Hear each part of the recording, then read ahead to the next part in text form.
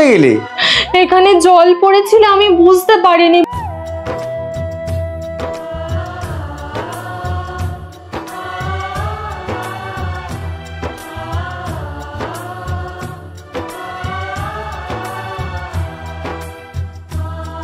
একে রবিবার, তার উপর এরকম হলো। ভাবলাম আজ ছুটির দিনে তোমাকে একটু ভালো কিছু করে খাওয়াবো। কোনো কাজ করার দরকার নেই, একটু রেস্ট নাও, সব ঠিক হয়ে যাবে। আমি না করলে হবে না, যাচ্ছি।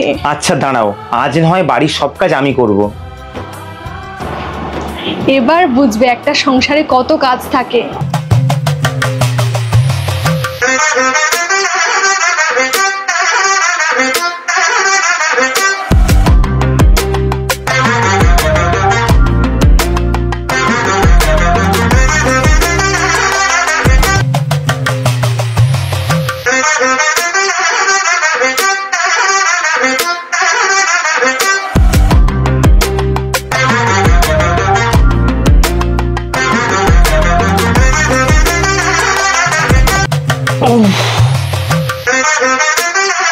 গা হাত পা পুরো ব্যথা, কাল মনে হয় আর অফিস যেতে পারবো না।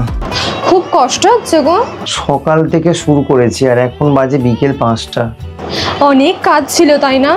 বাড়ির কাজ খুব কঠিন, সারাদিন করার পরেও শেষ হয়নি।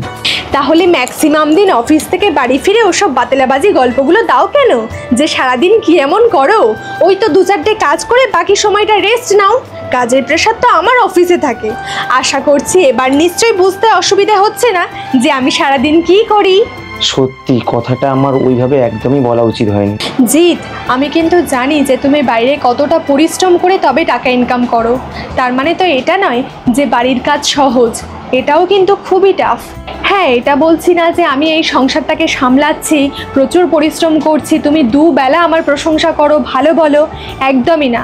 শুধুমাত্র চাই যে আমি তোমার কাজটাকে যেরকম রেসপেক্ট করি ঠিক সেইভাবেই তুমি আমার কাজটাকে সম্মান দাও।